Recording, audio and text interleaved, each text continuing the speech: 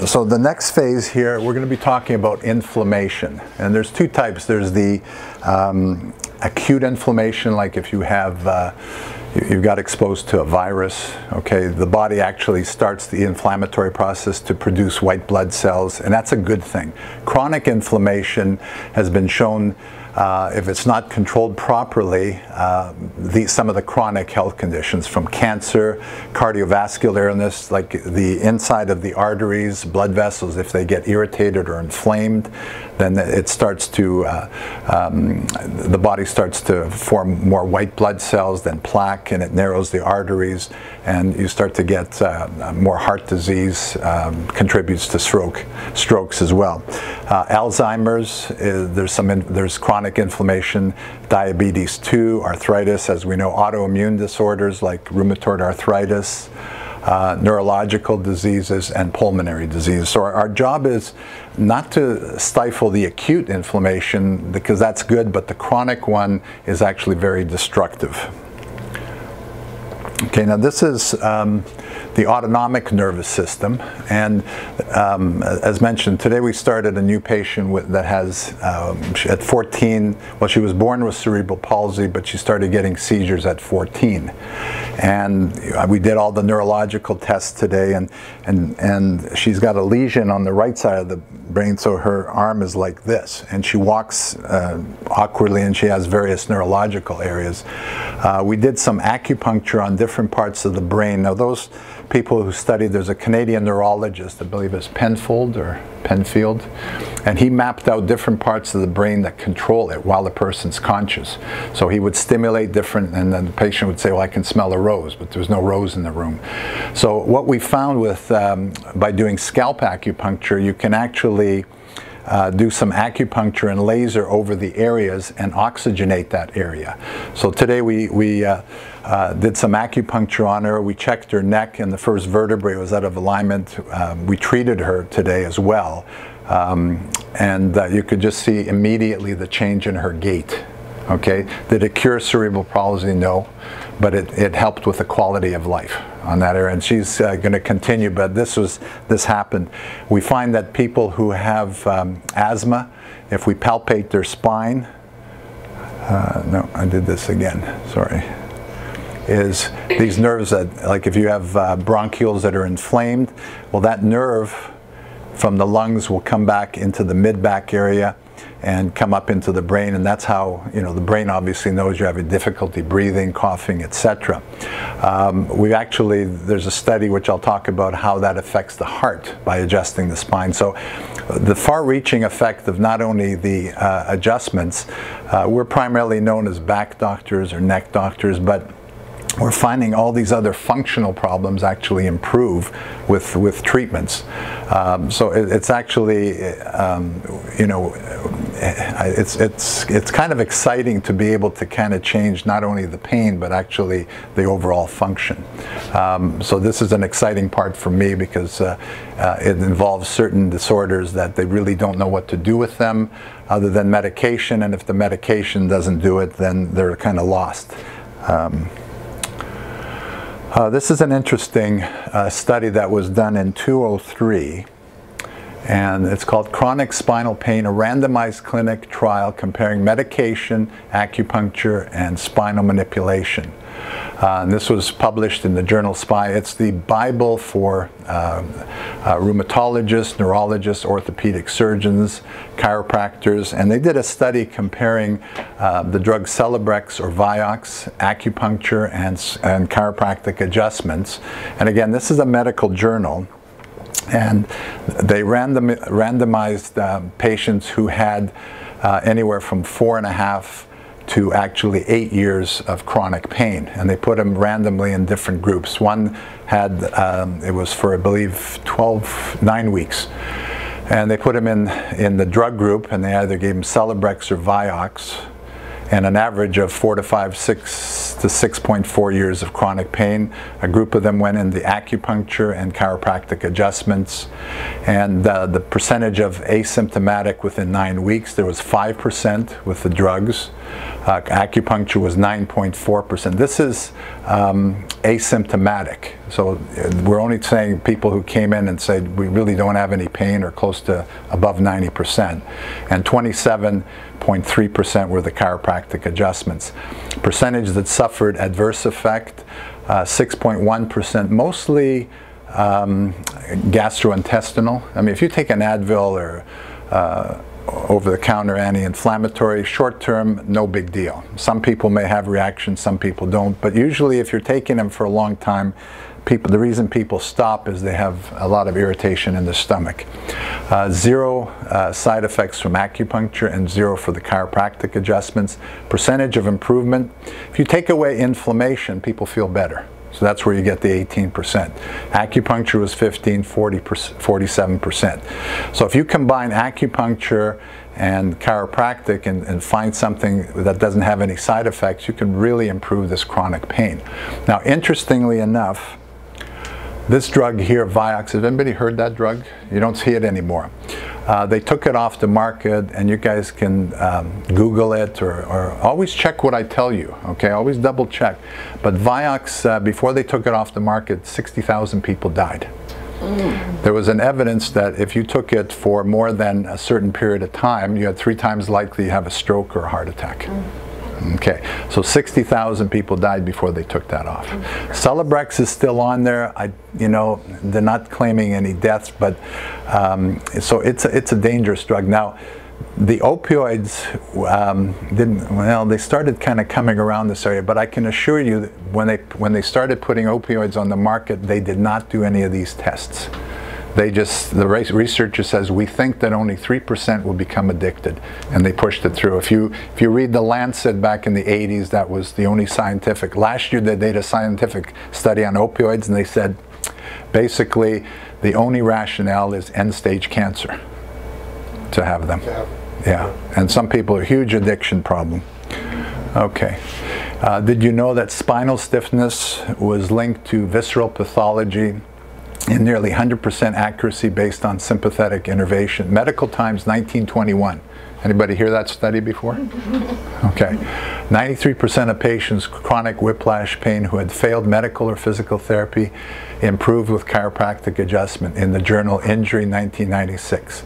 Chiropractic adjustments have been shown to significantly lower blood pressure. Journal of Human Hypertension, it's a medical journal, 207. In summary, a medical doctor and chiropractor worked together, and this medical doctor would send patients who had neck problems, and they would evaluate. And what they found on the initial study was people who had hypertension of unknown cause, they were just prescribed that. If they had misalignments in the neck and they were corrected, their blood pressure would go down. And that is affected when we talked about that autonomic nervous system. It affects the vagus nerve, it relaxes you. And that was also shown on CNN back in 2007. The chiropractor was over 80, and there was no side effects. Nobody died from the treatment on that area. So it's an interesting study on how it affects blood pressure. Meniere's disease, anybody know what that is? It's like dizziness, like vertigo, tinnitus, has been linked to disorders of the upper cervical spine facet joints, International Tinnitus Journal, 207. Those who consume the highest amount of non-steroidal anti-inflammatory pain drugs increase the risk of dementia, including Alzheimer's dementia, by 66%. Journal of Neurology, 209. 1,000 capsules of Tylenol in a lifetime doubles the risk of end-stage renal disease. New England Journal of Medicine, 94. My dad died the last few months of his life. He was on dialysis because he had kidney cancer. They removed his kidney. He was a smoker for many years, stopped for many years. When I asked the surgeon what caused the kidney, they said something to do with smoking. And I said, well, he stopped 30 years ago. Apparently nitrates, the ones that they use on prepared meats to make it look fresher. My dad was a fond consumer of those. Having a mother who has dementia and having a father that died with kidney cancer, my kind of journey is to avoid that personally and try to avoid that with many people. And again, diet and lifestyle, which we'll be talking about, there's fantastic evidence. Personally, because of all the meat and eggs that I consumed as an athlete, my kidney function was going really bad. And before my second hip surgery, I went more plant-based, okay, a lot less eggs, rarely cut back on the meat, and before the surgery my kidney function was normal. That's just changing the diet. You know, so it's not about me, but I'm just saying most of this stuff I try myself before I share it with you guys. Okay, next slide here. This is a patient that came in November. She's 15. Her mother brought her in. She's with something called cheer, which is like the gymnastics. And her mother brought her in because another one of the mothers referred her here because her daughter's been a patient. We fixed her and her, etc. When we found out that she's 15, she's got back pain, but when we examined her, we screened her for scoliosis. Now, Dr. Donsky marked this up. Okay, so this was back in November. You can see this 24-degree scoliosis here. Okay, she had also an unequal pelvis. This was 4 months later. Now we saw her 3 times a week, then twice a week. She has a 4-degree right now. Okay, now I wish I could say that this is going to happen for 30, 40, 50-year-olds who have scoliosis. Usually not. But the good thing is that none of her vertebrae were misshapen, but they were locked. And we did a series of chiropractic adjustments, myopulse. She did not want needles. She did not like needles. So we avoided the needles. We did laser with her. So that happened in 4 months. So we're pretty proud of that. Okay. Can we do this on everybody? Depends. If the vertebrae is misshapen, chances are not. And the longer somebody has it, it takes obviously longer. Just like braces on the teeth, an adult over 50 is going to take a lot longer than a 12-year-old. What were her symptoms? Low back and neck pain and headaches. And she was very strong. She was on the bottom, so she would support everybody when they do all these pyramids and stuff. But it was basically low back pain. And she didn't even know she had scoliosis. So in treating her low back got better, headaches got better. She has had concussions since then, and they're getting better because she had the whiplash, so we corrected that. But the parents were really happy. I sent them a copy of all this, and they agreed to show this without any names. So that was one case that we had that we're very happy. This is another patient. Her mother, this is a 11-year-old that had a concussion playing volleyball or dodgeball and got hit in the head more than once and complained of concussion. She was diagnosed medically with a concussion and a lot of headaches. So the mother works, she's a nurse. It's also a patient of mine at St. Mike's. Brought her daughter in. Okay, so I examined her and we did the x-ray. This is an open mouth shot. Now this second vertebrae is called the axis because there's a little pivot point. This is the atlas. Can you see the difference? This shifted over. This is the left side of the body. This is the right. You can see the space here and here. So that first vertebrae shifted. And in this 2 to 3 vertebrae, there's a lot of headache nerves. By the 8th treatment, she was headache free on that area. And in talking to her, it's been over a year, mother said there's no symptoms. She had the classic symptoms. So the earlier we get this, and it's very interesting because the mother who's a nurse who's now involved with concussions and treatment, one of the medical doctors spoke and they said most of the time on concussions they only x-ray the head. But now they're kind of saying maybe there's something to do with the neck area. So I've worked with some neurologists in the past with hockey players who got hit. Usually, if you got headaches, yes, you can have it from trauma to the brain, but most of the time it's overlooked in the neck. So it should be treated concurrently. And she loved acupuncture. We did both. And we shifted that. We didn't re-x-ray. I don't like x-raying, but if this was a study, I can assure you that that vertebrae is probably a little bit closer to where it belongs. Okay, and this is an area where, you know, most people have seen this, like the textbook. This is this person looking this way, so the neck, the posture should be like an anatomy chart. You should be almost in this, you know, rigid area. You can't walk around like that. Okay, it's too ridiculous. But the if you draw a plumb line through here, it should go through the ear, through the shoulder, through the hip, and through the metatarsal and the foot. So there's a gentle curve. There's no arthritic areas. First stage usually is a change in shape. We love to get people in this area because we can restore the curve. When you see a little bit of arthritic changes, usually there's some referral to shoulder or neck pain. This is full-blown spinal stenosis. The youngest patient I've ever seen a neck this bad, when it's all fused, was 59. He passed away at age 60. The massage therapist who used to work in the complex referred him here. We just couldn't do anything with him. His neck was completely fused, and I found out later that he had passed away. Now, my 100-year-old patient, his neck does not look that bad. So this is not solely a function of age. It's a function of either early trauma. Again, you see this progressive degeneration. It doesn't happen over weeks. From here to here, it could be 40 years. So the earlier we see and correct this area, the better. Again, reestablish structural integrity, the foundation of health. If the movements in our joints, muscles, and body tissue, fascia, are restricted, it can interfere with nerve flow. Pain and disease are not the initial cause, but actually key indicators of nerve irritation. 80% of conditions improve when the structure of the body is properly corrected. Okay, this is some of our tools. We have different lasers. Chiropractic adjustment is Dr. Donsky measure. Visceral manipulation. What's fascinating is we had a patient who had shoulder restriction, and we worked with her, helped her, but we just couldn't get past something. And I remember she had surgery in the abdomen, and I said, let's see how much movement you have today. She went like that. All we did was did acupuncture, manipulated the scar. Now, if you can visualize saran wrap on the body, that's fascia. And if you have a sheet, we used to demonstrate this. I didn't bring any saran wrap, but if you grab it here and twist it, it makes the whole fascia, the whole body. So we did that, and she was amazed because we didn't do any treatment on her shoulder, and her range of motion improved. Mm-hmm. So fascia is a big factor that we've found that helps for a lot of people. The lasers accelerate healing 25 to 40%. It's also been showing to actually stimulate stem cells. So that's a recent, what was that, 217, the research? Yeah, so we're getting all this. I like this part here. Who's heard of Thomas Edison? So we didn't have him, we wouldn't have these lights, we'd be watching TV with no lights. It's a bad joke, bad, thank you, you got that.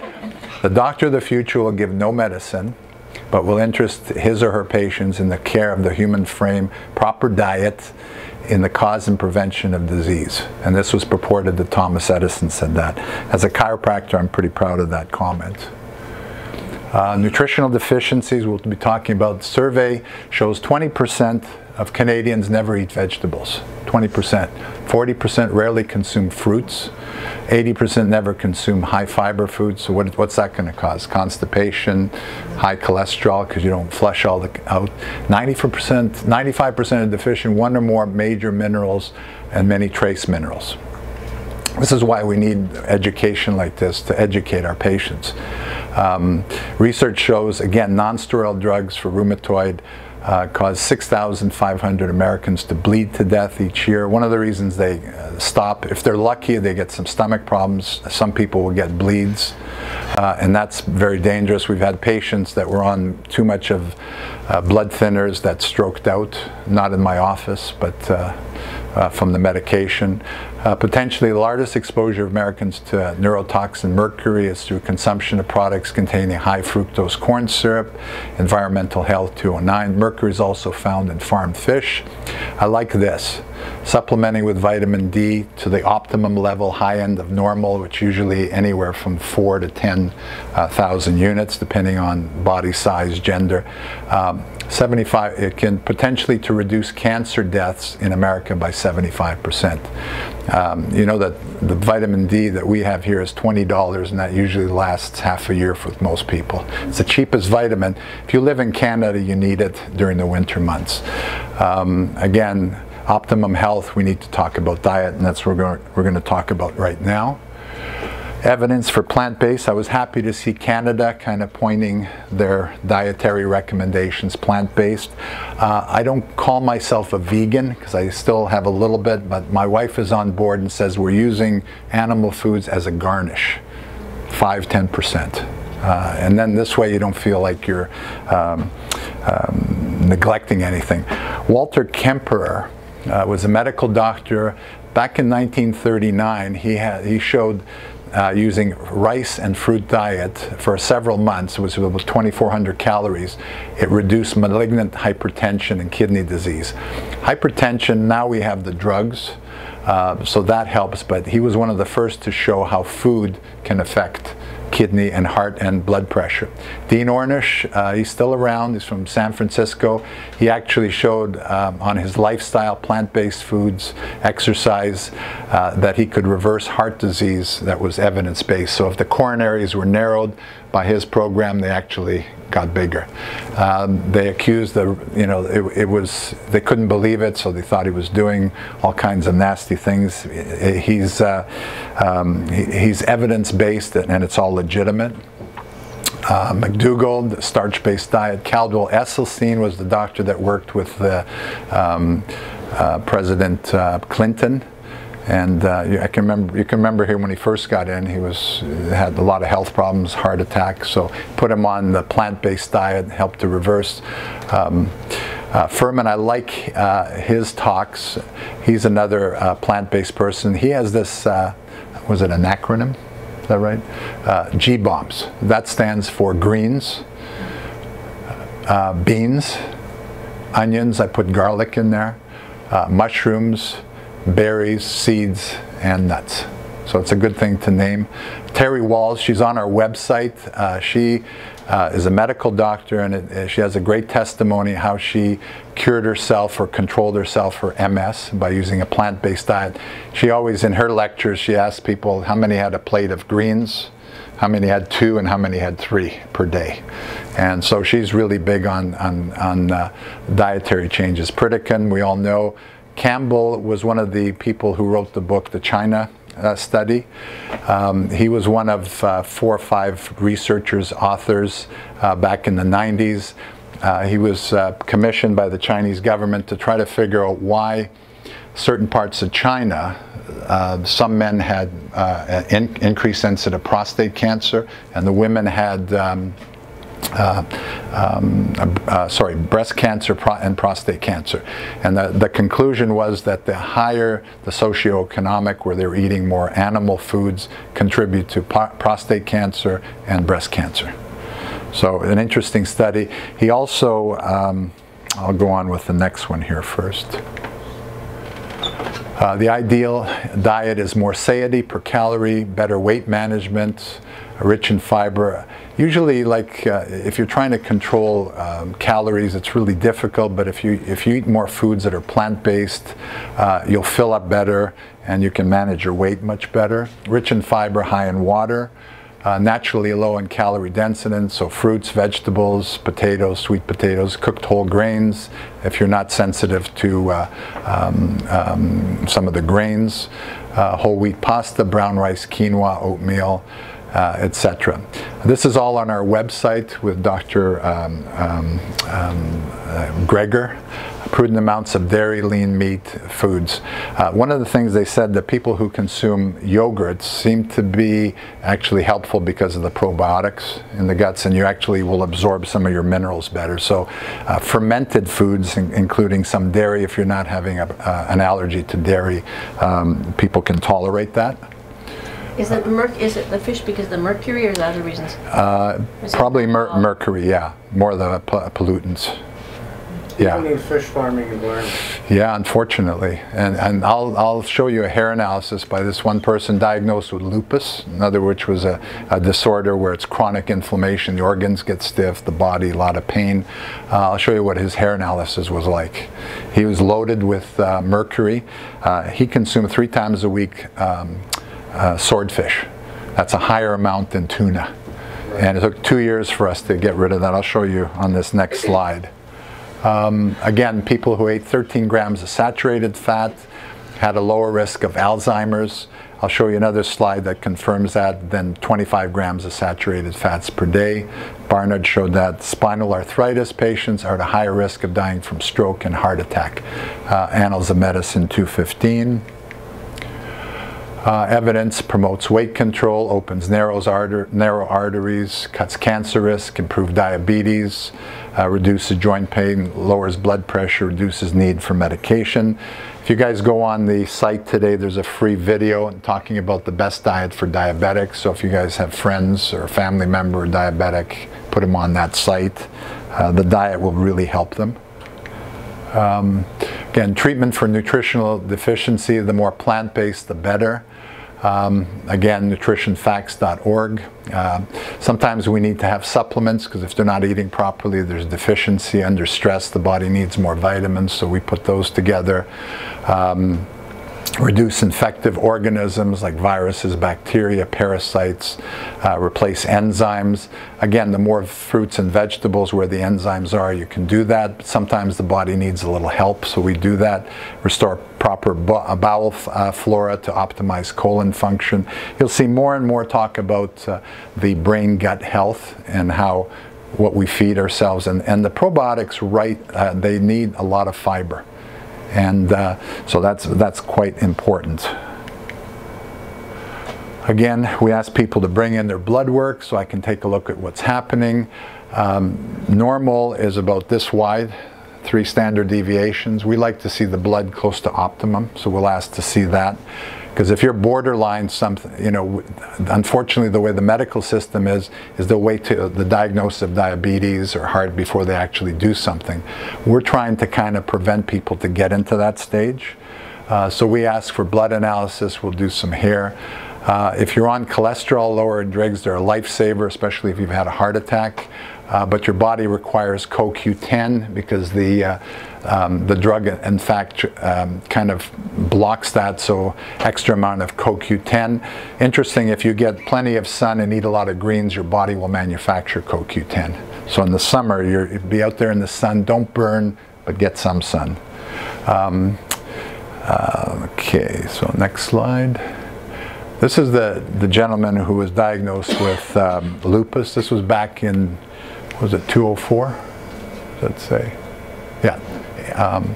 Okay, so 204, you can see high amounts of lead, which isn't pesticides, high amounts of mercury and aluminum. Okay, took 2 years. He stopped, thankfully, eating swordfish. You can see that the mercury came down almost next to nothing. Okay, lead was still there. Lead, he's in the construction, automotive. I think he had a Ferrari, so he loved being on the circuits. But you can see the mercury. We put him on high amounts of vitamin C, selenium to bounce that out. He was very consistent. He was off the prednisone. The prednisone caused bone loss. And we put him on certain supplements, and we were able to get his bone density back within a year. But the drug helped him, it basically saved his life, but by removing all these other interference, especially mercury, it helped him. Now, does mercury cause lupus in everybody? No. There may be genetic factors, other factors, but when you remove some of the toxics situation, pretty much it'll help any disorder. It may not be contributed to the cause of it, but when your body's working better, it can function better and fight off disease. Okay, again, emotional stress. Scientific studies have shown that 80% of all health problems are stress-related. These are the stressors: surgery, infections, physical trauma, immune and allergic insults, severe exertions, strong emotions, lifestyle, diet, malnutrition, drugs, severe exposure, heat, cold, and sun, We're going to go through these a little quicker. Increase appetite and food cravings, increase body fat, decrease muscle mass. When a person under stress produces too much cortisol, that causes muscle wasting. Increase anxiety, depression, mood swings, anger, irritability, reduce libido, sex drive, impaired immune function, memory and learning impairment, increases menopausal side effects, insomnia. Mouthful. Emotional stress. We kind of complement any psychological, psychiatric counseling. We have a technique that it's called neuroemotional technique. We find that when we do acupuncture and adjustments, it increases the good transmitters, so it kind of gets people from fight or flight to more parasympathetic. Mindful meditation, counseling for unresolved emotional issues. Mild depression can be controlled with exercise, just going for a simple walk. Acupuncture has been shown to help with depression and emotional stress, balancing cortisol levels. There's certain supplements that actually bring the cortisol level down to normal without any side effects, and various other lifestyle changes that how suppressed emotions kind of cause problems.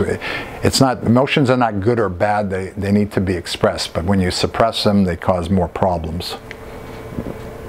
This is a great one. This was taken in 2015, Nutrition Facts. That's why I like this.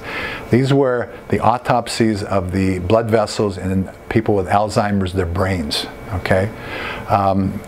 So the atherosclerosis, you can see all this plaque forming, okay? So again, this is why the plant-based diet helps to kind of prevent this formation, and this is how your heart health, your brain health, and chronic pain can be managed with one kind of lifestyle dietary changes. You can see these arteries here. These are the people that didn't have Alzheimer's. You can see the arteries. They passed away age-related, but their arteries were pretty clear. That's on nutritionfacts.org in September. It's a good site. That's why I like it so much. The healing process takes time. It depends on the age. Like you saw that scoliosis treatment, that took 4 months. She still has a little bit of pain in the back because she's still active, but much improved. Rapid healing depends on several factors. Following instructions and recommendation, the degrees of misalignments and how long they've been there. Keeping appointments, obviously, regular exercise, diet modification. Simply walk in 10 to 40 minutes 3 times a week. Reverse brain shrinkage, which is a big factor. And that's with a study, University of Illinois. So it's just really, you don't have to join a gym, just simple stuff, what you enjoy doing. Start off small with all this. You don't have to, be 100%. I don't want people to become neurotic about this. If you come back and you say, I've never eaten grapes, I love grapes, and you're eating, I'm happy. If you never ate apples, eat an apple. If you never ate greens, start eating greens. Just make these subtle changes. You'll start to notice these changes in your life, and you start to feel better, and then you just continue. Okay? Again, sleep is very important. If people who don't sleep well, they find that the amyloid production falls during sleep. So if you have sleep issues, I remember my mother had a lot of sleep issues, and those plaques build up, the body doesn't clear out. So there's an alternate sewage system in the body that helps to clear that out when you're sleeping, so that's really important. Slow wave sleep, first phase.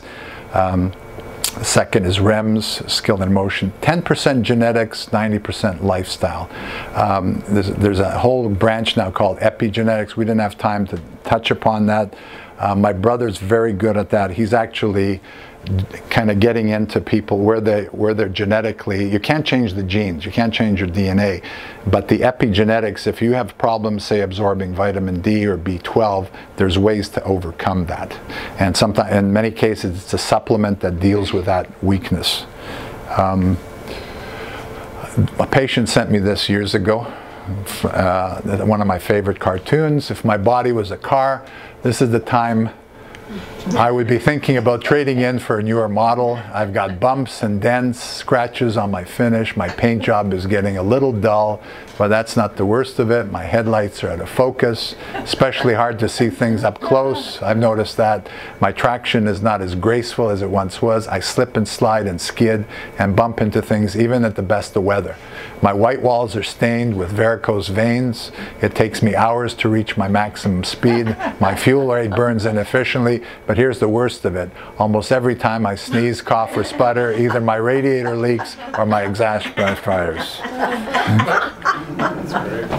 I noticed a lot of these things from 64 to 66. I won't tell you which ones. Again, health is not a destination. We don't just get there. It's a journey. We talked about 7. We only talked about 6. Each one of these takes weeks and months of study, but I hope this stimulates more interest in each, and you guys maintain your lifestyle and get periodic checkups just like you do with your teeth and everything. So 6 interferences create these particular misalignment, subluxation. Most of the people we see, because they come in with pain, and then we find all these things. So we're more than just back doctors. Anyway, that ends our formal presentation. Usually I kind of get a little bit of a thank you. So we went a bit over time, but you guys are welcome to ask me anything, and myself or Dr. Donsky. We enjoy doing this, and if we can help anybody with their health fields, and I think most of you who are patients are starting to feel better or have started. I know that you guys have been with me for a long time. Okay. Long time, yeah. And David and Denise, yes? So they speak about your gut. Yes. And the inflammation, you don't want to have inflammation in your gut. Minimum, yes. Minimum. Yes. Is that the same as the broad thing about inflammation? Yeah, a lot of people have something that if they're eating foods or alcohol irritates the lining so that it's an inflamed, so it's called leaky gut. That's when the undigested proteins get into your, through your small intestine into your bloodstream. Then your immune system starts attacking it. And you get arthritic changes, you get all kinds of things that are related to autoimmune. Alcohol will do it. Certain medication, they're actually created to create leaky gut so you absorb the drug better. And this is one of the reasons the anti-inflammatories, they work short term, but then you find you need to take more and more, and you've got stomach issues. And sometimes they're called non-steroidal anti-inflammatories. They're COX-2 inhibitors. COX for inflammation is great to reduce it, but if you reduce the inflammation, or sorry, the lining of the intestine, then you're more prone to leaky gut and more inflammation. So we have to find out what's causing it. Sometimes it's foods, you might have some food sensitivities, and then there's various protocols, certain supplements, avoiding certain foods. If you're not sensitive to greens, like the greens are really healing in that area. If there's parasites, we want to know about that, if there's viruses. But usually we can kind of, by either eliminating foods or doing kind of a challenge test, saying, okay, let's get you off this for a while, see what happens. This is what we do with kids. You know, they come in with allergies, you know, if you get them off dairy, if they're sensitive, or wheat or some of the grains for 2 weeks, all of a sudden the mom says, hey, they're changed. Feingold did studies in the 80s with developmentally challenged children or hyperactive, food colorings, red dye number 20. So you start to read this, you kind of work with patients on that, and they're willing to do this. It's simple, it's not, you know, but you need to know about these things. But good questions, and we always check people. Usually if there's a lot of pain, multiple site, like fibromyalgia or whatever, there's leaky gut inflammation there. We have to find out what's causing it. And then we usually have a protocol to figure that out. And I find that as much as I like wine and whatever, as I get older, it starts to affect me more. You know, there's no, you know, 1 glass every other day or whatever. There's no, other than maybe relaxing somebody, but there's no long-term benefits of that. And I hate to say that because you know, I like my beer in the summer and I like it, but that's the reality. And I find when I don't have any wine or we're social drinkers, I just feel so much better.